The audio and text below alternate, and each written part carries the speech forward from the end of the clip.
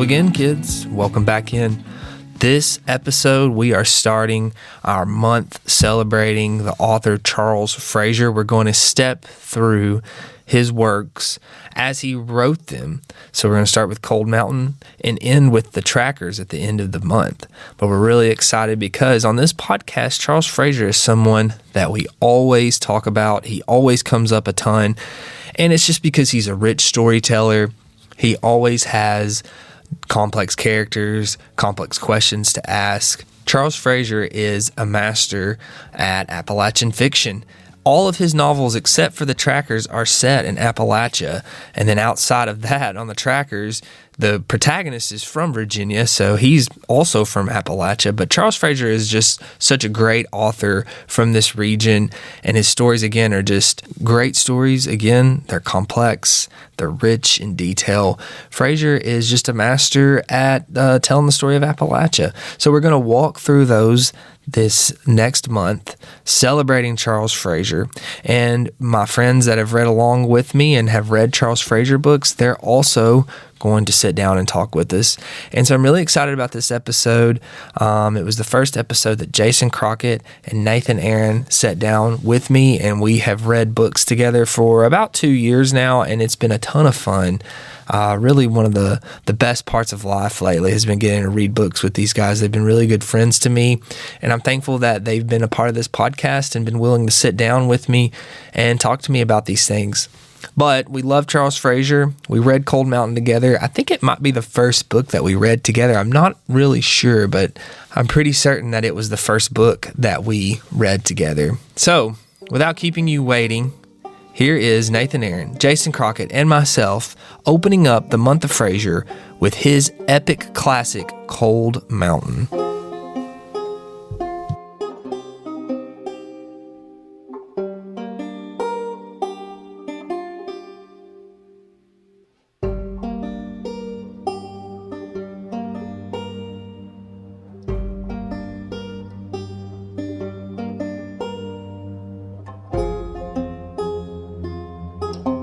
Crockett, can you give us a synopsis, please? Do you not remember it? I do, but Do we need to go to Wikipedia?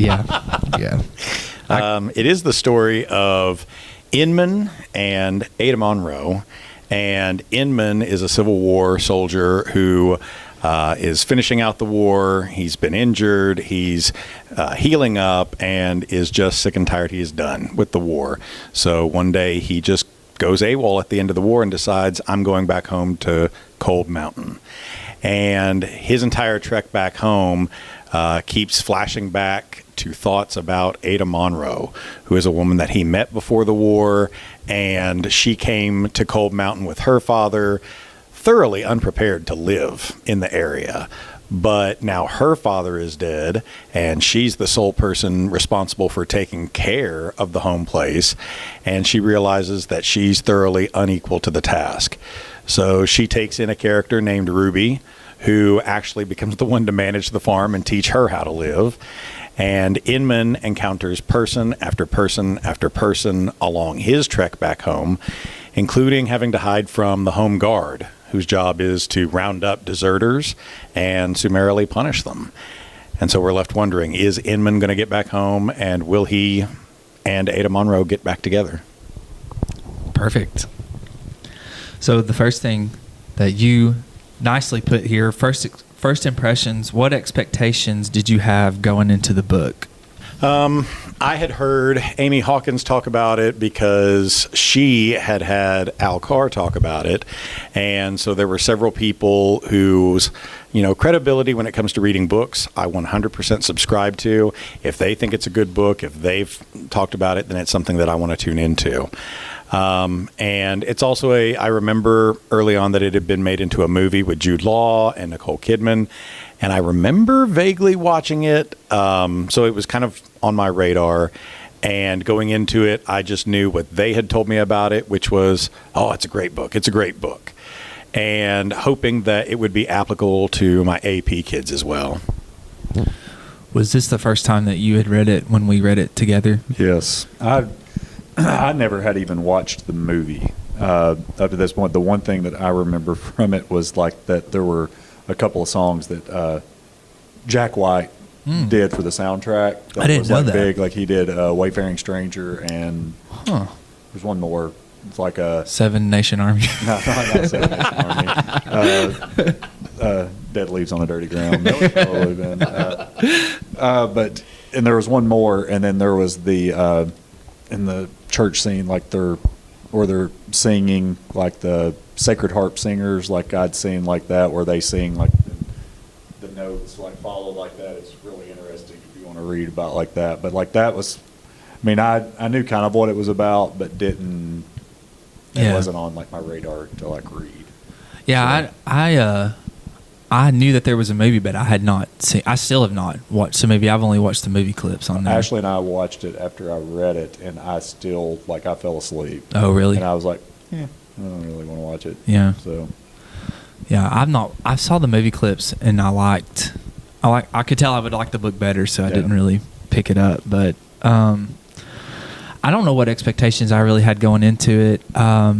This was like when the movie came out, my mom's favorite movie ever, and I hadn't watched it with her. She would take it when we would go camping and watch it, but You watched that one scene, didn't you? Yeah, That's what it was. That It's not I kept awkward. poking my head in the door. Are they naked yet? But I think part of me, I don't know that I was expecting it. I don't know what I was expecting, to be honest. I didn't think that I would like it, to be completely honest, because when I was a kid and my mom watched it, I kind of viewed it as one of those old people movies. Do you know what I mean? Because it was about the Civil War, and really, my cousin lives in Chattanooga. He does the whole metal detecting and stuff like that, and I thought that was interesting to an extent, but I'd never really gotten into the Civil War, so I don't know. That was my expectations going into it. How do you guys feel about the Civil War setting?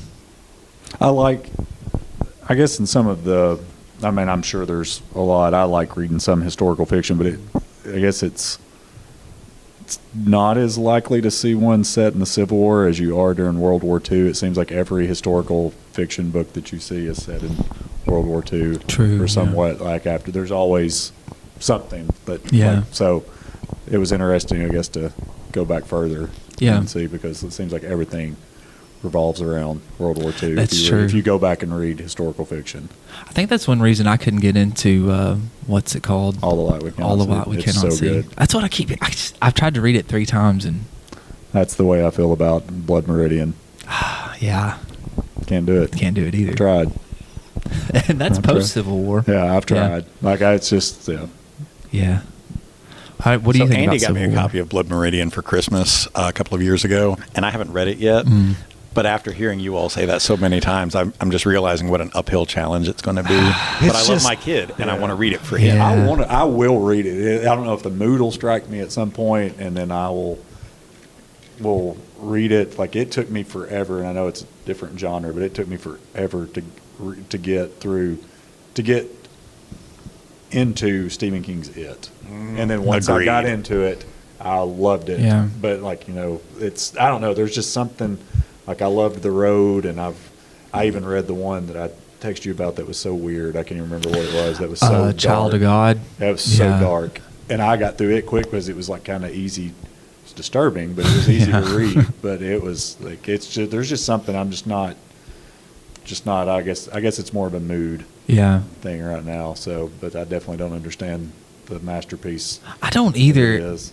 Sometimes it makes me feel like I must be missing something like intellectually, because I see all these people that review this stuff on YouTube, and then I think that when we were talking about the Landbreakers, there was a quote that we had read where they were comparing it to American epics, and they had listed Blood Meridian as one of those, and I don't know. It makes me feel like I'm missing something. But you read All the Pretty Horses. Yes. And you liked it. Oh, I love that book. Yeah. I probably liked it a little bit better than Cold Mountain. Yeah, A little bit. I think so too. Because they were close. We read. Yeah. Did we read that about like the same time? Close to the same time. Yeah. I enjoyed All the Pretty Horses. So, What do you think about it, the Civil War setting? I don't know. I feel conflicted about it. Nathan brings up a really good point about the World War II material. We are in modern America, entertainment, film, we are really consumed with World War II. It's like a pivotal point for us, and probably because it is so much closer in time than the Civil War. And if you go back towards World War II, if you think about episodes of Twilight Zone and such, like they're probably referencing Civil War more so. But World War II is our Civil War. Like that's closer in time reference to us. But I mean, I don't know that I was especially drawn either way because of the Civil War time period, the historical aspect of it. Am I the oldest one at this table?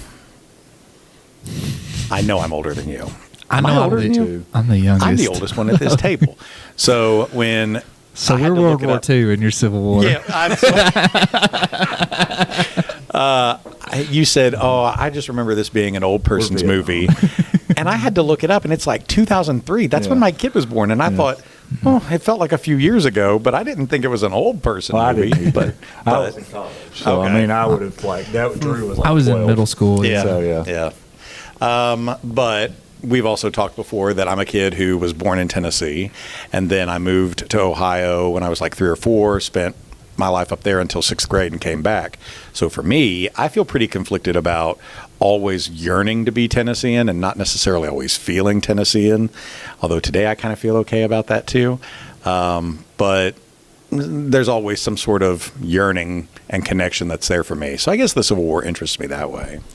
Do you think that more stuff is centered around World War II, maybe because of in World War II, we're always the good guys, right? Where for us in the South, I mean, we're kind of the bad guys, because right now I'm reading John Ely's Time of Drums, and it's about it's set during the Civil War, and the protagonist is he's become a general in the Confederacy, So do you think that that's maybe why there's more centered around World War II? I would say yes, except I also think that in the South, like we really latch on. Okay, we were the bad guys in the Civil War. I accept that. But also it was brother against brother, and not even all of White County, not even all of Fentress County was thoroughly one side or the other. And even if we were, it's like we're still real proud of that. I don't want to say I'm proud of Confederate heritage, but as Southerners are proud of a Confederate heritage. Of like a standing up for themselves, maybe? Yeah.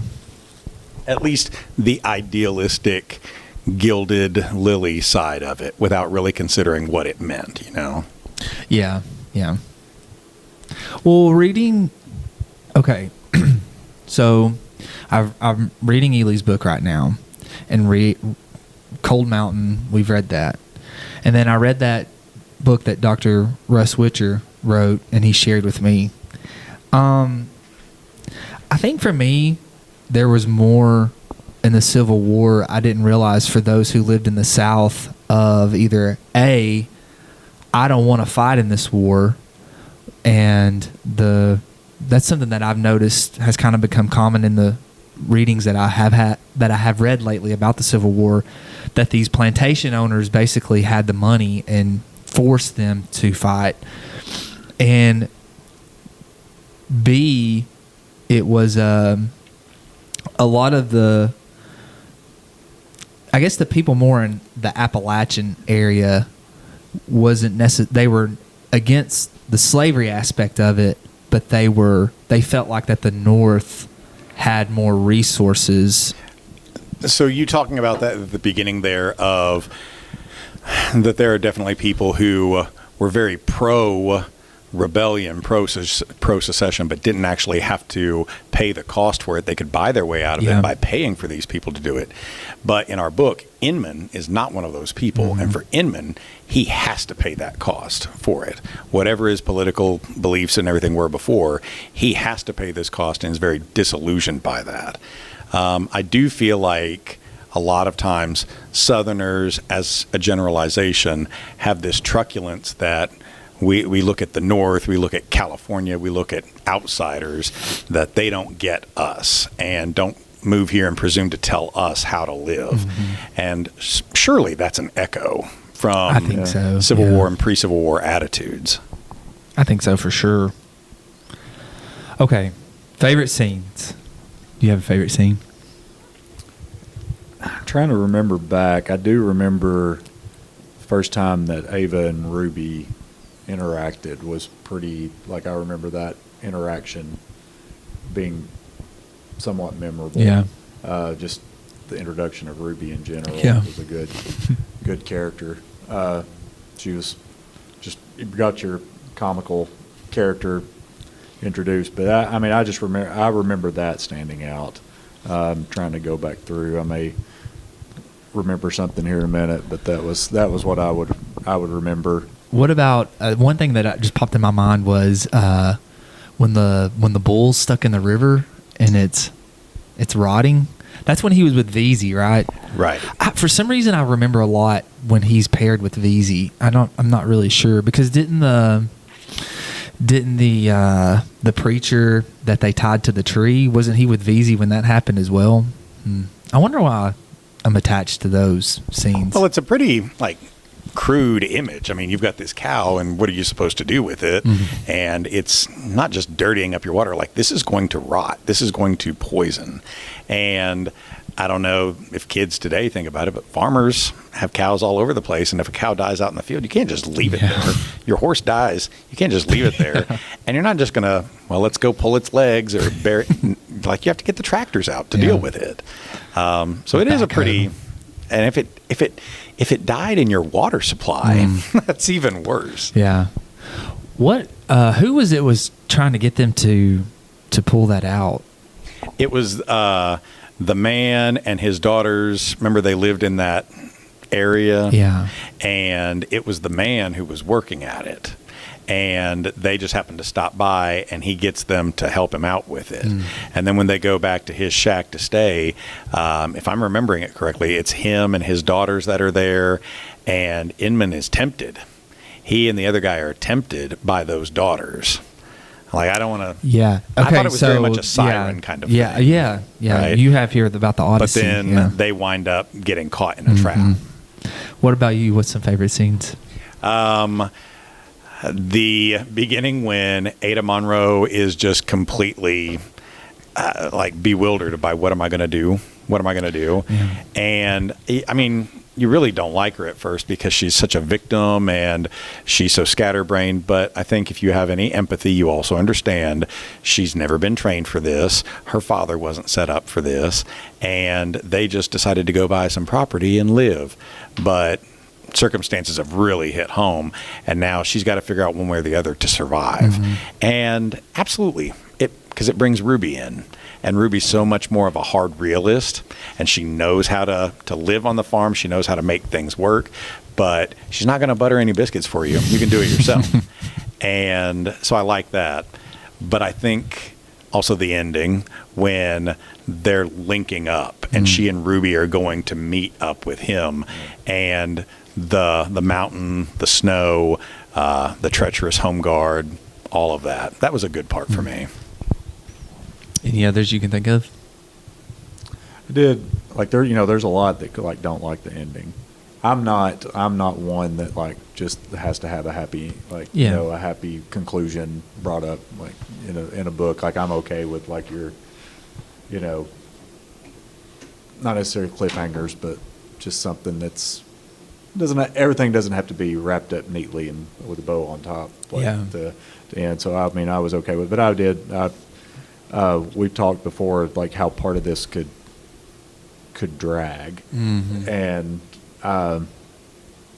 although I did I'm jumping ahead here where I rated it, but the one thing I remember was it was a struggle to read it at times. I agree. Would be my more so than any scenes, and again I'm read so many since then. It's I'm just I'm trying to remember. So well, you and I have read other Frazier books. You've not read another one? I've just read the Trackers. You just and read I liked the Trackers. It so much better. Oh yeah, I did too. That was a fun read. Okay, so I've read all of his books now. I've got all of them. I've not read them. I think I've got Nightwoods and Verena and what's his Trackers and So there's 13 one- Moons. 13 Yeah, Moons. 13 I think Moons. I have all of them on my Kindle, but I've just not read them.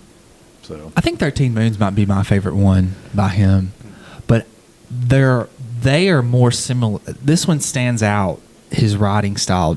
Don't you think? Like, I don't feel like the Trackers was anything like this. Like this was, I did not have that problem with the Trackers. No, It I didn't made either. This, I don't know. It was, I just did not have that issue getting through it. Yeah.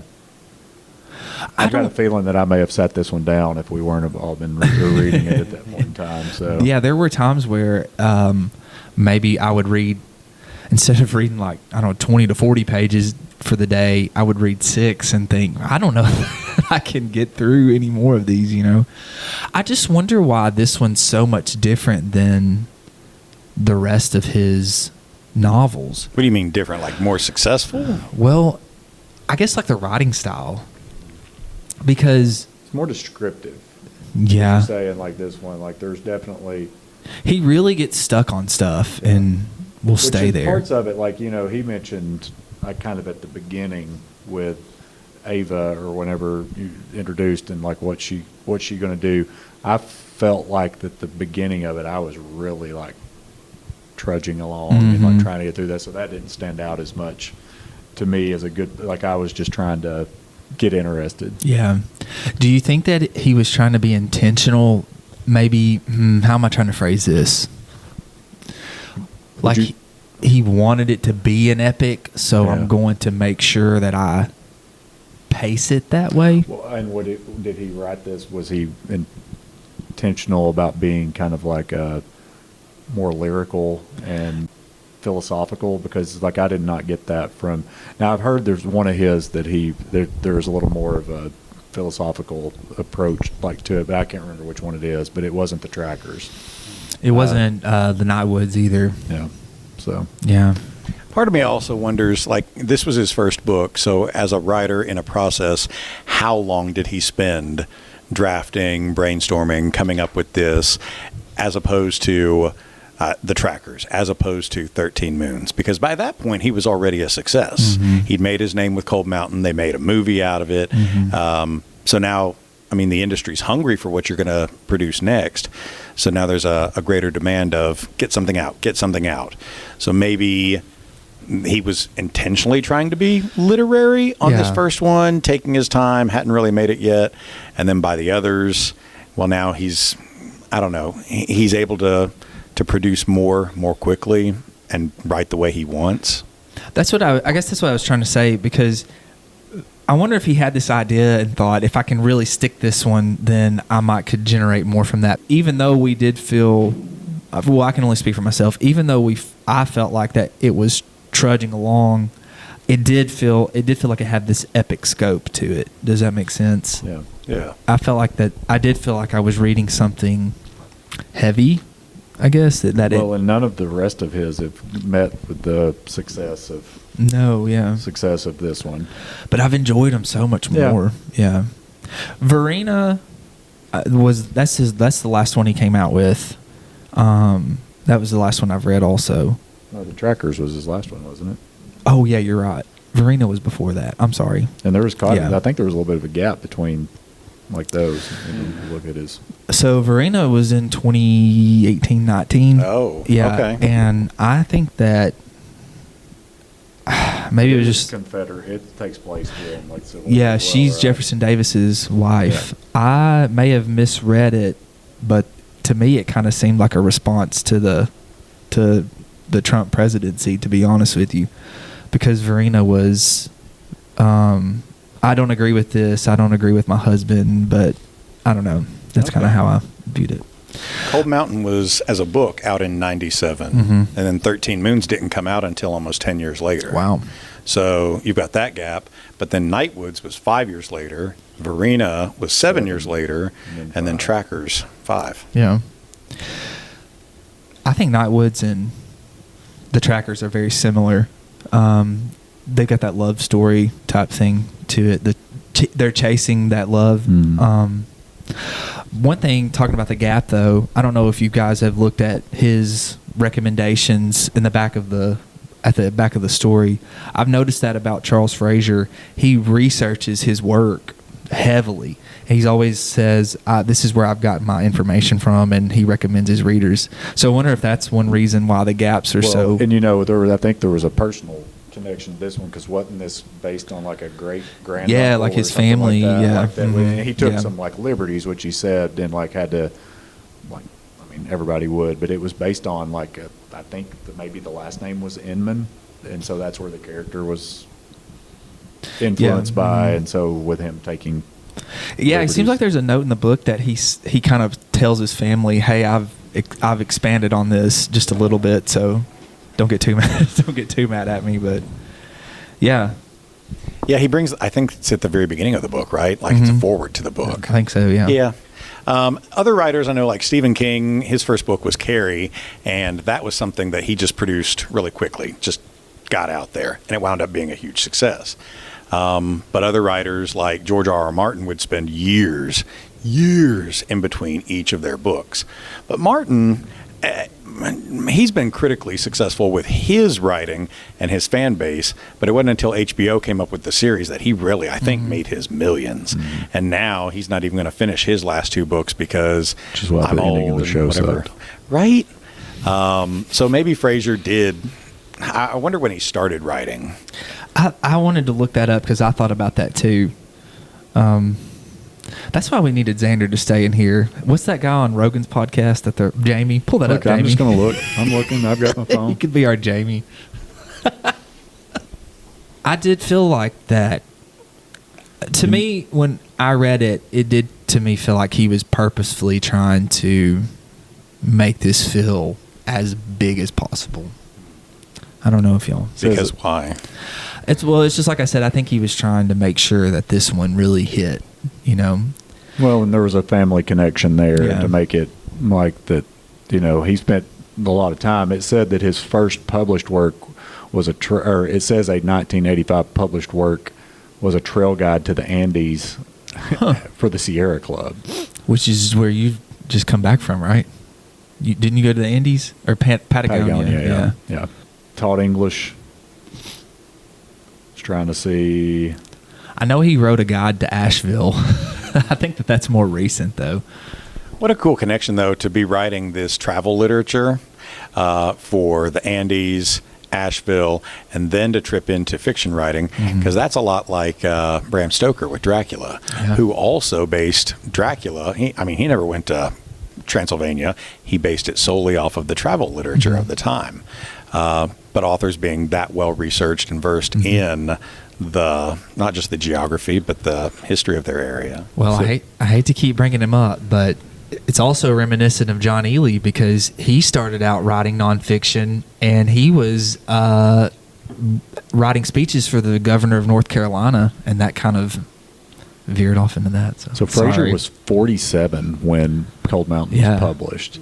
So so it said that his wife is who convinced him in order to quit to work full-time on his novel. So before that, he had taught English first at the University of Colorado Boulder and then English at North Carolina State University. So I need to tell Mary Beth to take over so I can write my novel. Yes. I enjoyed Trackers, like you said, more. I felt like it was so easy. You need to read more of his stuff. He is one of my favorite authors, even though, I don't know, Cold Mountain for me was just not... Well, what did you think? The same exact thing. I remember that when we were reading this together, that was definitely something that I complained about. Like, I want to be appreciative of the depth of his description, but the pacing was such a slog. And I remember that for me, whenever you were getting through all of his memories about Cold Mountain and the Native Americans who were there and something else, when it tripped over into dialogue, suddenly I got pages ahead at a time. Yeah, I agree. Because dialogue can break up the flow of all of this exposition. And then you get back into depth of exposition. So I remember that being a problem for me as well.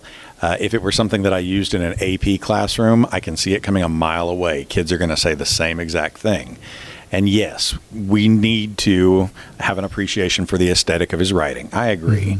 But if you're also talking about pacing for your readership as well, yeah, you need to invoke a lot more dialogue. So it makes me wonder if you all liked Trackers and the others, do they have more dialogue? Is the pacing better? Is that what really makes it work for you? Probably, I was about to make like a joke that it was at least it was better than like Cormac McCarthy's punctuation and like in his dialogue. Like you don't even know who's talking. Like it's just maybe that's why I've lost interest in Oh man, Blood Meridian. I can remember I started reading The Road because you had talked about it so much, and it was the first McCarthy I'd ever read, and I struggled so much with that. But there were fewer characters in like that one, so you could at least like kind of like yeah. But I couldn't figure out if it was his thoughts or if he was talking or if the son was talking, and I did not want to come to you and say, "Can you tell me?" Because we were not as close then as we are now. You thought I was going to judge you? Yeah, I was thinking who is this? Which idiot? you're probably thinking that now. Who but is this moron? yeah, I need this guy out of my department ASAP. I have 0% defending. I have 0% of problem defending Cormac McCarthy for that because it is a hurdle to get over. And then I can remember once I got into it, it felt natural for me to differentiate between thought, discussion, and everything. But also, is that such a problem when in his world he's just struggling to get through one day after a day and everything mires together? Thought, exposition, conversation, events. But even if I just looked at The Road and said, let's just look at the parts where it's him narrating, him perceiving these things, I never feel so mired down in The Road like I did with Cold Mountain. Yeah. And I never felt that mired down in All the Pretty Horses and the other one, the weird one that I read by him too. There's not as one as weird as Child of God. Okay, I don't know that. Maybe I'm conflating the two. Child of God. I thought I had read one from him called Outer Dark, where There's one. That is Yeah, one. the Outer That Dark is one too. Yeah. okay, that was bizarre. Yeah, read Child the of brother God. and sister and the baby and having to go their separate ways. It was weird. Yeah, this is rough. I think for me, with the other Frazier novels, he was descriptive, but it was not as he wouldn't just get stuck on something. Does that make sense? Like there was exposition there, but it wasn't pages long. You know, he would explain things and then move on quickly through that. And I don't know, it felt more casual. Does that make sense? Yeah. It felt more like I think that a few of his felt like I was sitting next to him and he was telling me these stories as a person. Do you know what I'm saying? Sure. I kind of want to look at the other blockbuster novels of 1997 and see how this matches up with some others, because as a high school senior who graduated in 97, like I was not such a wide reader. I don't know that I remember big things that were being published back then. I can remember movies, but not books. So I wonder how it stands up. Say it. Who's Joe Rogan's buddy? Or Pull that up, Jamie. So we're going to have to look at that. Where most is popular Xander? books published in 97. Moses' tablets. Okay. that real? I'm going to have to start driving him home now. And if he's listening to this, Tuesdays with Maury. Oh, wow. there you go. That's a heavy one. Harry Potter and the Sorcerer's Stone. Correct. That was published in 97. That's right. But it didn't really make Cold a big hit Mountain, until about 2000 or so. Harry Potter. Right? John Krakauer's Into Thin Air about Mount Everest, the Mount Everest disaster. That's nonfiction. So, Well, man, if I had to compare Cold Mountain and Tuesdays with Maury, have you read that I've one? not read it, no. Woof. It Yeah. is a heavy, sad, short, but Yeah. very sad. So you compare this to it. This is adventure. Stephen King's fourth book in the Dark Tower series. Yes, because I do Perked up. remember. I do remember reading that and loving that I one. knew that'd get him. But Stephen King style and Charles Frazier style, so different. Yeah. You know.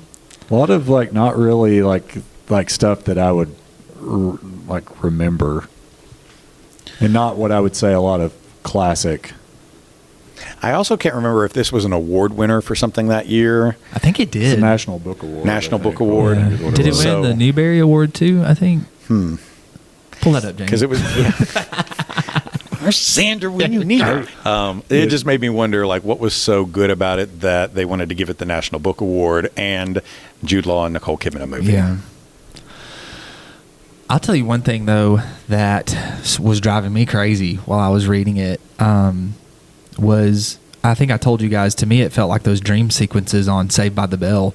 I would hear the music go off. Yeah. Because I would finally start getting into a little bit of the exposition, and then he would say, "That reminds me of a time on Cold Mountain." And gosh. I was just kind of like, "No, please, Yes. no, please, no." I struggled through those, or like you guys said, the scenes with Ada and Ruby. You would get into those, and then it would shift back to Inman on his journey. And you would kind of still be, I guess, primed for that, and you would be enjoying that. And then he would go back to one of these flashbacks, and those flashbacks, for some reason, I felt like was really where the deep exposition came from. So. I'm not going to, but I wonder if the book reads better if you just read Ada's chapters as one book and then read Inman's chapters that would as be one kind of book. cool. And because then you can get invested in what she's doing, go to the next. Because I do remember that. You bring up a really good point, because I'm really interested in Ruby and how this interaction, and I suddenly have to go back over to this. Yeah. But then I get interested in him, and now I suddenly have to change gears back over to this.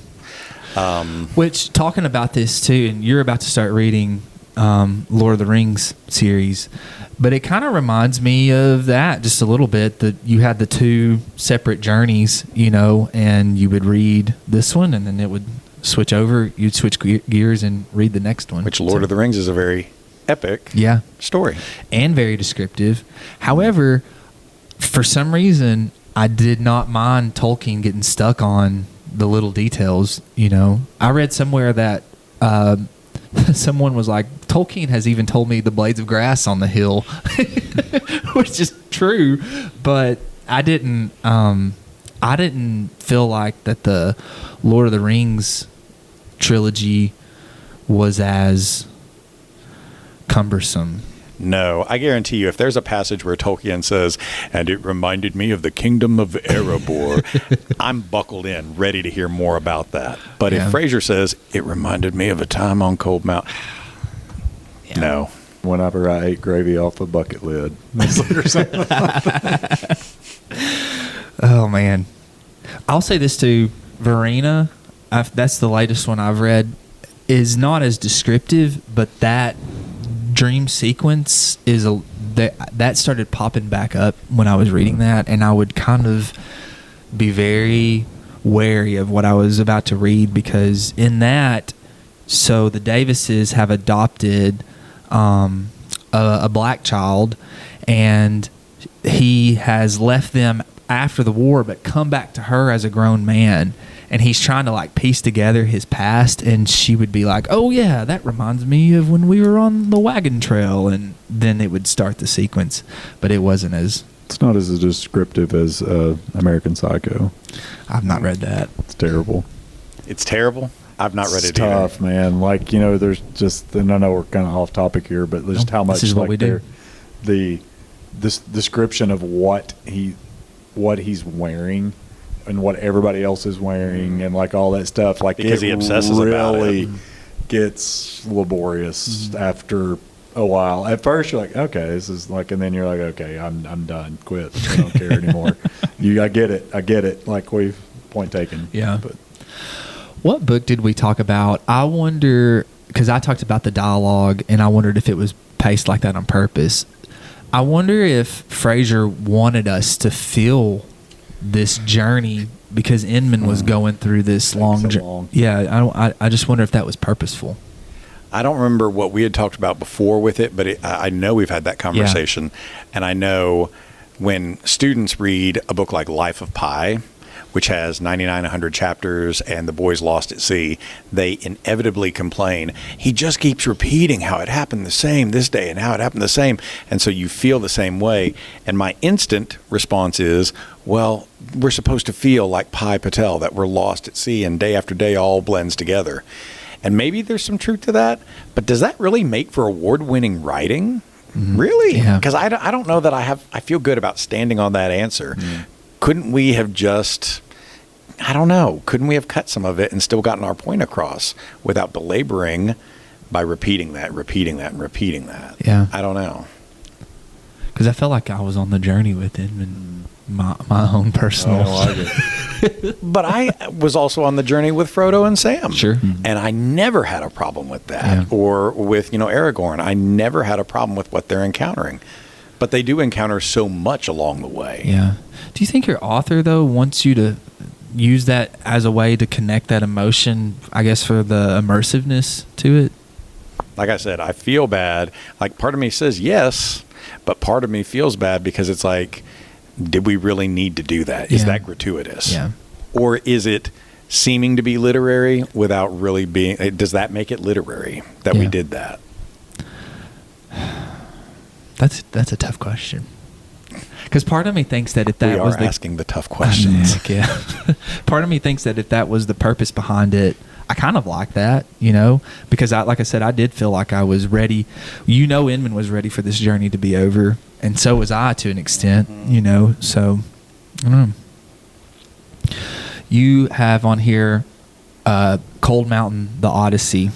This is all Crockett here. This is. Oh, I thought Nathan came up with this. Oh, yeah. That's who I was talking to. So my extent of the Odyssey is I've got the graphic novels that we've ordered, and I read that one. And then also I've watched Oh Brother, Where Art Thou? Then you know Which it. was great. Right? You have a great background for it then.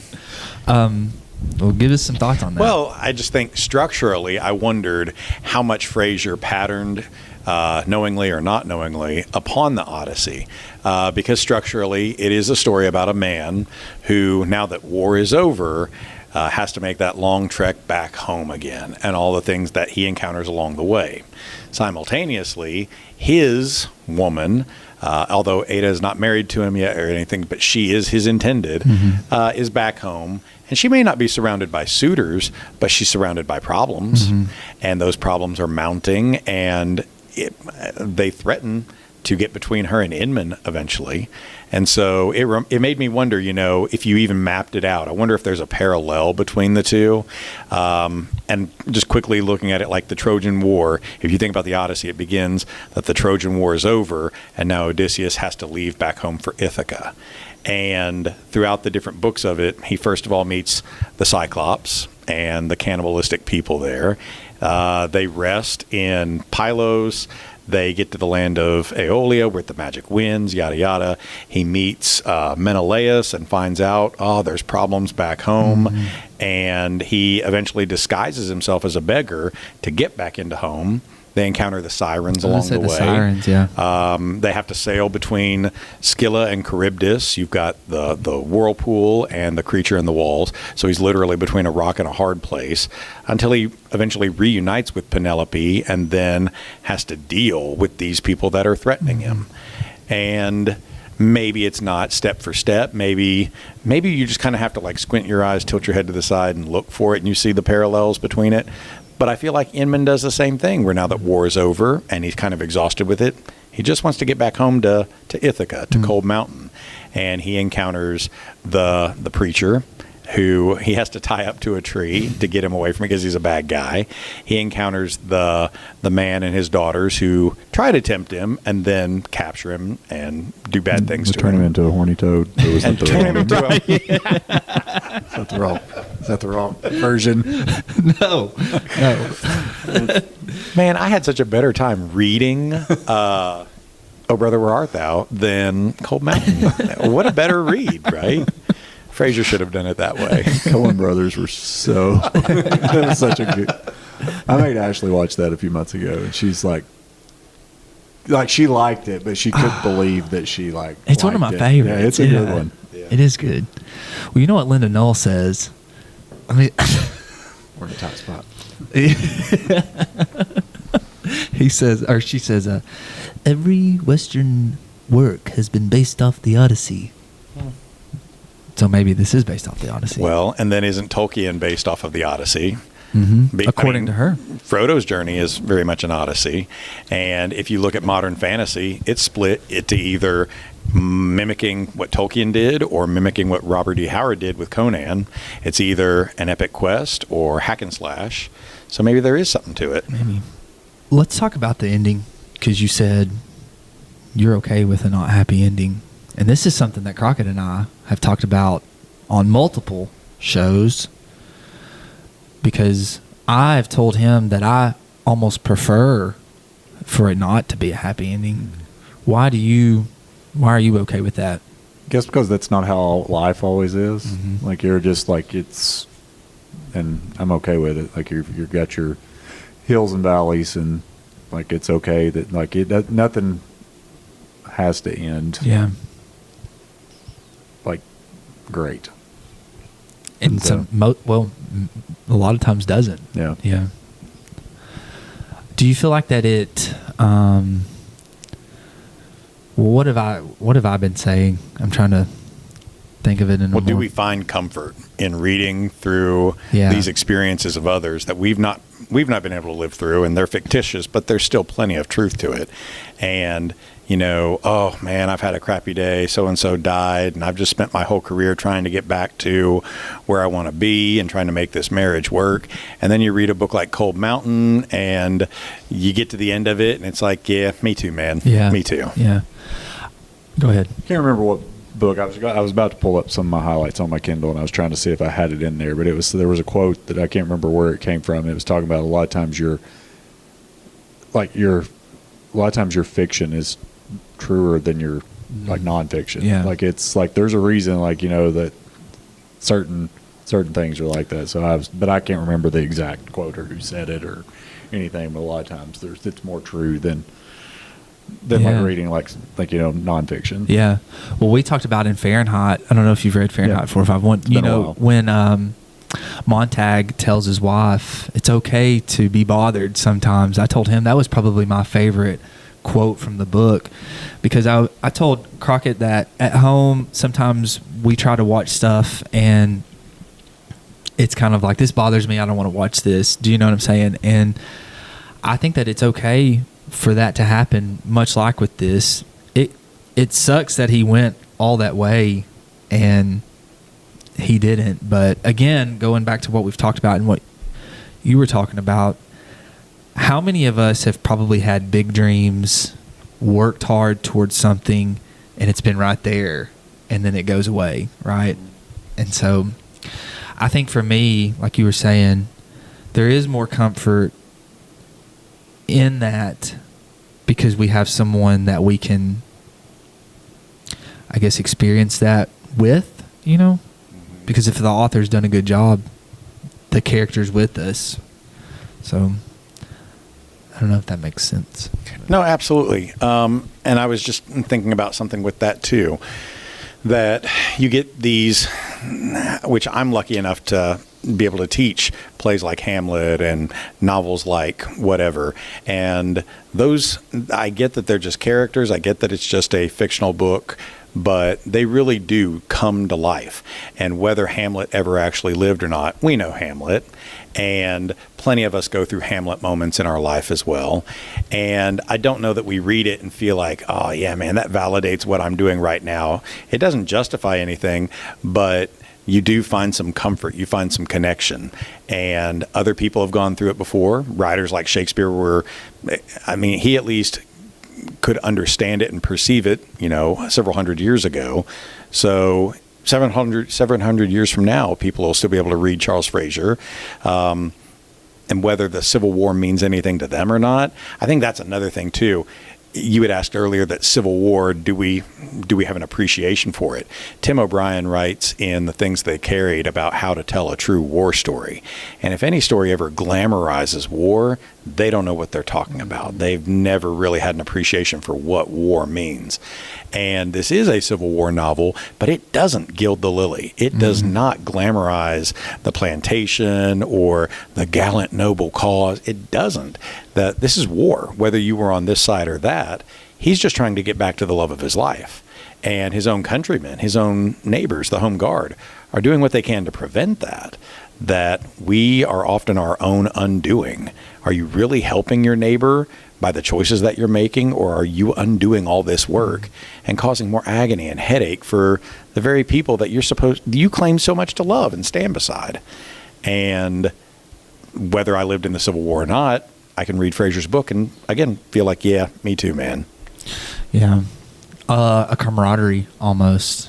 But one thing, we were talking about like how things like don't always have like just a wrapped up like neat ending. As though like like I've been like doing some of our like youth lessons at our church, and so we started the book of Jonah last night. I was talking about that, and if you know how that one ends, like you don't know what happened to Jonah.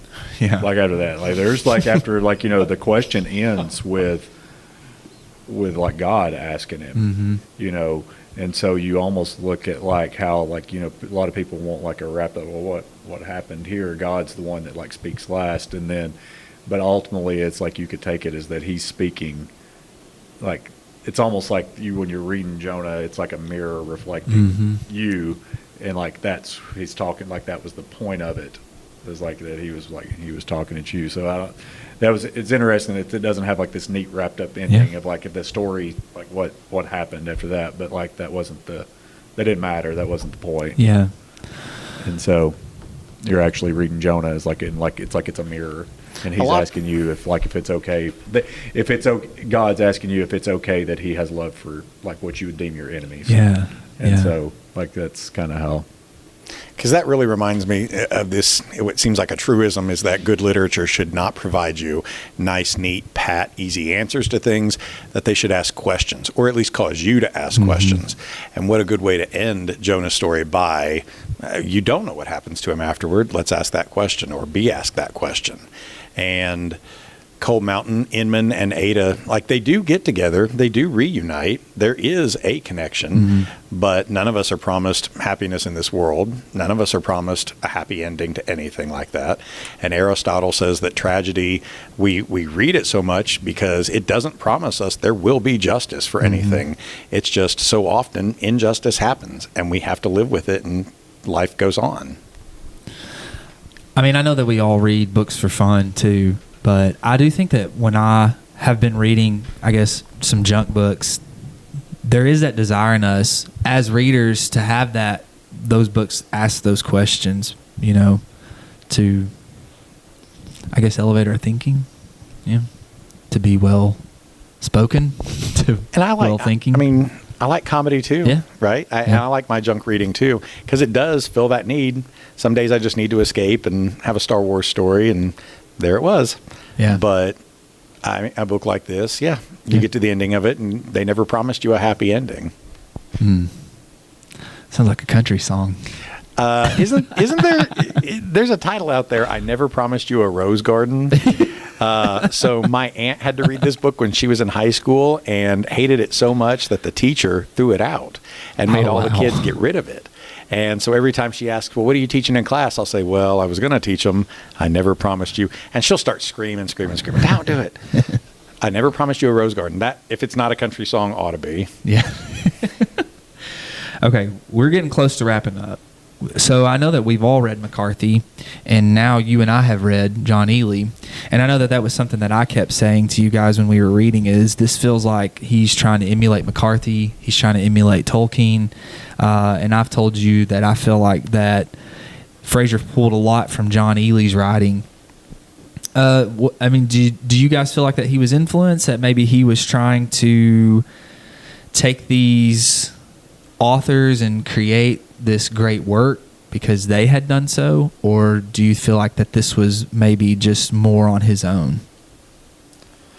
mean, I wouldn't know without like looking at like his thing, but like, I mean, you see, what's the quote? What's the highest form of flattery? What is it? Like, Imitation. Imitation. So, I mean, there could be. I mean, if you'd have to think that he'd probably read some of McCarthy's work, and like I said, I've not read Ely, so I like that yet. So I don't know where his like the timeline falls and like stuff like that. Yeah. But, I mean, you would think that we're all influenced by something, some sort. Like so, He was 47 when he wrote this book. So when it was published. When it was published, got it. So Ely was publishing in the 60s, is that right? So Frazier would have been old enough to read Ely's work, and if they're both North Carolina boys, yeah.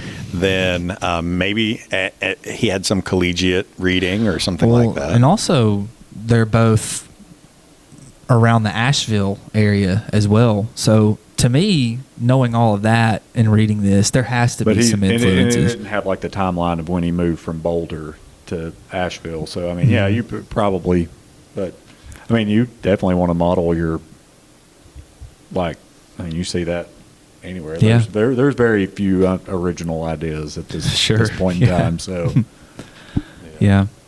I do, having read, because I remember we were comparing, would it be more like McCarthy? Would it be more like William Faulkner? And I do feel like out of the three, it reminds me more of Ely's work. And probably because of setting and the appreciation for the setting, but also the tone, and Mooney Wright's drive and Inman's drive are similar. The level of description, there were plenty of times that I had to get through some pages in Ely's book because I feel like there were plenty of him breaking down the task of what they were doing that day was reminiscent of Frazier's description of what happened on Cold Mountain in those memories. Yeah. And reading Time of Drums, which is set during the Civil War, like you were saying, he has not sugarcoated the war. It's been very brutal. He's always talking about lack of food, lice on them, diarrhea, just nastiness. And I was telling Crockett the other day, the protagonist in it, I'm wanting to like him because these novels are this family connected throughout. And the first book that he and I have read together, the one that I gave you this year, the protagonist in that is one of my favorite characters. So this guy is his grandson, but he has these ambitions to be a general, and he basically sent a guy that took that from him to his death in the battle. There, it was the day one of Gettysburg. He sent him to his death on purpose, and then he walked up to him, and the General Penny had a guy that was kind of like his crony, and he was with Owen Wright. They were looking for his dead body, and they found it, and he started taking his clothes and putting his clothes on, and I was just like, man, this is tough to read because I want to like this person, but I don't like what I'm seeing.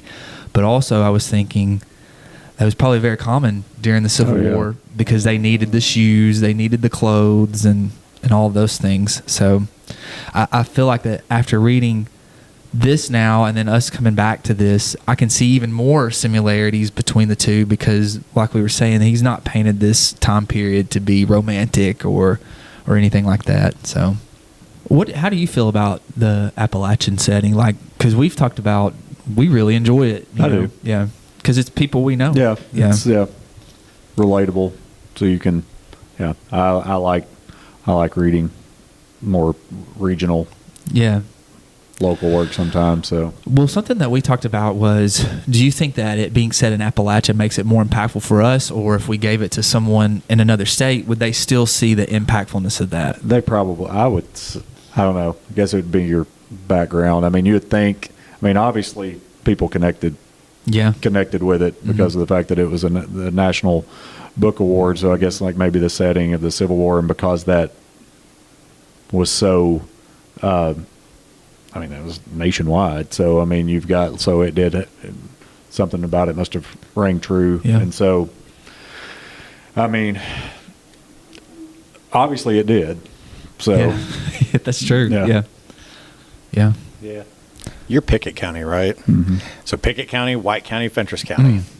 We are the Upper Cumberland here. I don't know what I was going to say. Yurt, but that's just for us. That's just for you. Do y'all have a word? We just go sleep in caves. Like, what's his name?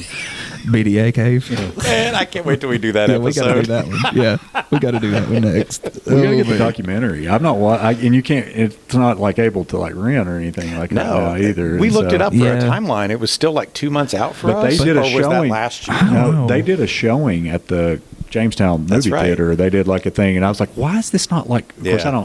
I wasn't like paying a lot of attention to it, but I would have gone. Yeah. Yeah. Listen, Yeah. I remember Castle Cinemas. Crockett does. Oh yeah, absolutely. Where each week to show our appreciation for your business, we offer some great That's movie right. deals. you know, don't you? Monday free Cokes, Tuesday free popcorn, Wednesday get a free $2 prize, Yeah. and then what was $2 Thursday? prize? Yeah. And then Yeah. Thursday, don't forget to check your ticket stubs to win one of 2 large pizzas from Dino's Pizza. Jimmy not only owned that, but he also owned the bowling alley where I played around a lot at growing up too. So yeah, I remember. Be like, Man. all shows were just $2. Maybe we should turn Oldham's into this. That could be. That would be cool. Yeah. One of you guys can own I the don't pizza remember place. the last time I've been in Jamestown's movie theater. I mean, I think it would have Is it had still to have showing been. movies? Yeah, I Oh, think it's yeah. $5. They're not open like through the week. I don't think anymore. I think they're Right. pretty select, like on weekends, and they've just got like the 2 screens, Yeah. and they show stuff usually not when it first comes out. Right. It's usually. But listen, like whenever I was in high school, was able to drive. You had the Cookville Theater, and then you had the Varsity Twin. Oh yeah, At yeah, that point in time, you young pup, you wouldn't have remembered that over where it's John Smith's office. Yeah, there that's where right. That advancement, I guess, is what it is. Like it's a tech office now. But yeah, listen, whenever you could go watch a movie there for $2. It was like a dollar theater when I Wow. was Yeah. a kid. Yeah, I remember. But I mean, it was for where I lived in Byrdstown. I mean, it took me 25, 30 minutes to get to Jamestown, or it took me 45 or 50 to get to Cookville. Yeah. So Wow. roads it was terrible. Yeah. I think Road. Blair Witch might have been the last thing I watched in Jamestown, and that was 1998, 99. So it's been Yeah. forever. I remember watching when they reissued the Star Wars movies Oh, that's awesome. yeah. and watched. I think I That's watched all right. 3 of them there. That's right. I That was watched during the pandemic. They showed Empire Strikes Back at the drive-in, and that was awesome because they had the '80s commercials too. That was fun.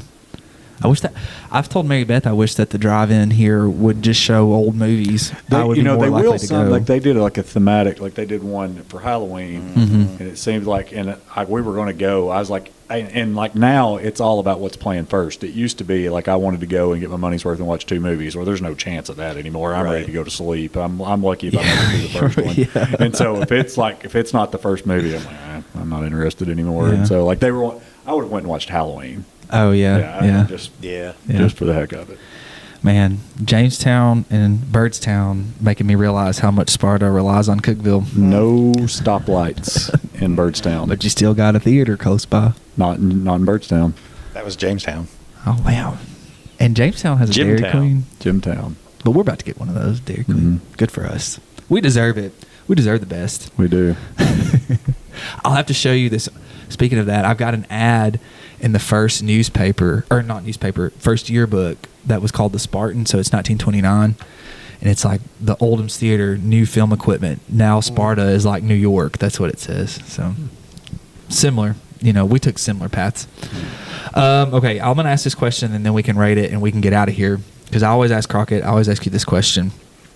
Why this book for AP? Why this book for AP? Yes. It came with such great recommendations from 2 respected teachers that I know, and it seemed like it would be a great option for students who live here in the South, in the rural South. I had students at the time that, like Daniel, I just knew would love a Civil War story. Mm-hmm. And we so often teach, Shakespeare. We so often are asked to teach other diverse voices too. And I 1,000,000,000% am behind that. I love that idea. But why not also teach a voice that's similar to home as well? Mm-hmm. And I feel like Frazier's voice or an Appalachian voice isn't one that you're going to commonly see recommended for an AP class. So I wanted to float it as an option. Do we have depth of literary discussion, character development, protagonist, universal complexity of character, any of that? So that's why I wanted to teach it. If for some reason one day an AP teacher in Oregon comes across this episode, what would you say to them? Should they teach this to their students? Oh, absolutely. And I would do it as a parallel to any other text you've got, whether it's a Sherman Alexie book, do it as a parallel to a Zadie Smith novel like White Teeth. And look, even though it's White Inman and White Ada Monroe, and it's a love story and it's an Appalachian story, what's that cross voice comparison there? What's that parallel to their struggle and anything else? And always, always, always be looking for, well, what makes it such a complex thing to talk about. He brings up like that it's not going to promise you a happy ending. Is there fulfillment?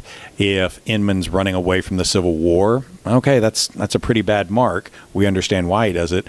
Is he redeemed by the end? Do we justify his actions?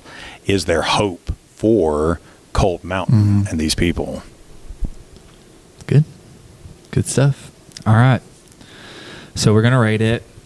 We've got our Goodreads scale, 1 to 5, and then we've got my Psycho scale of 1 to 20. So, Coach, what's your Goodreads scale? 3. 3? Crockett? 3? 3. Me too. This is to me about as 3 as it gets. Yeah. Yeah. There's been I'm usually a 4 or 5, like with what I like pick. I don't like just go through and just reading like anything. And so this was, like I said, I may not have picked this one, but this is Drew's book club, and he picks and he gets what he wants because he's the youngest. Isn't that the way? Baby. He's the youngest. Yeah. And the fake. You know, there's been a couple of days that I've thought, we've not read something in a while. I'm going to shoot this over. And then I know what I'll get back from this. Sure, Drew. Go ahead. Let's do all the things that you want to do. All right, 1 to 20. Since it's my scale, I'll start. And if you need time to think about it, you don't have much time. Because I would give it probably like a 12 or a 13. I'd say somewhere 11, in there. 12, yeah. I was 10 to 12. Yeah. Yeah. Yeah. I think there for a while when I was kind of understanding the Goodreads stuff, I was using this as a barometer of, is this more than this or less than this? Because it was so right in the middle for me. So now, if I'm having to justify, I feel like, okay, it is a worthy book. It has merit. Oh, I'm glad I read it. And I don't want to denigrate it by saying it's only a 10 or a 12 for me. But it is only a 10 or a 12, and I think the denseness of his prose holds up a wall for me. Yeah. Well, I rated Fahrenheit a 3, but I'm glad that I read that. It's not that I'm not probably going to read it again unless I have nothing to do and I'm an old man. Need something to burn one day because you're cold. True. Yeah. I'm probably not going to read it again. But I'm glad I read it. That's what I'm trying to say. Is I'm glad I read it. Glad you suggested it. Did I suggest it? Did I suggest this one? I'm pretty sure you did. Did you I? Just suggested them because all. you were reading it with your AP class. Oh, it's my fault. Yeah, and I want to pass this on over. Here you go. I am glad though that I read all of Frazier's works. So, and like it's I said, on my list. Yeah, he's one I'll of do my. it. It's okay. Uh-oh. I know you didn't like it, but man. I'm glad that I read Frazier's work. He is one of my favorite authors. I've never dreaded reading one of his works. So I'm glad I read it. Well, Kendall always marks his stuff down. That's for sure. I think I bought every one of them for $2. Yeah, Wow. well, I got like good. It's like McKay's. Yeah. I got all of his other books at McKay's for $1. So. Yeah. And mine was free. How about that? And I hate to admit this, but I'll tell you the one McKay's that I've always been able to find his stuff. Knoxville, yeah. Yeah. The good one. The good one is the good one. Well, I'm going to McKay's for Valentine's Day, and I'm going to Nashville. So Surprise. It's a good Valentine's Day present. It is a good Valentine's Day present. I thought so. Yeah. I'm appreciative. Okay. Hey, thanks. Yeah. I know it takes up a lot of time, so thank you. I gotta get going. Okay. My wife's called. Dang. So my bad. Mine in usually charge. calls, doesn't Yeah. she? Steve didn't come in. Where here. you at? Well, that woman, she was the med custodian. She just ignored that. They're not doing anything. Those They're idiots. just playing with toys. She said, "Look at that guy with the headphones on." Hey, Crockett probably remembers this, and I think it was in Jamestown. There was a guy that used to pretend to broadcast games. Oh, no. Was that not in James? Yes, Mike Howell. Yes. And he died this Yes. past semester, or See, I thought only he a was couple months older, ago. like, because I mean that was I whenever did I too. was in like, Yeah. like he seemed old whenever I was in like, but he had his headset, Man, and like a that's right. microphone and like stuff like that, and he would set up and it wouldn't be like plugged in, but he would pretend that he was Yeah. broadcasting, and I thought it was Jamestown. Yeah. and so that's probably what she. I can remember him at York games. Yeah. Yeah. You think she's from Jamestown? I've told Crockett that I think those from Fentress County, they're like the Israelites. They've spread out. They spread out all across, because I run into them everywhere. They're everywhere. One day God's going to call them back home.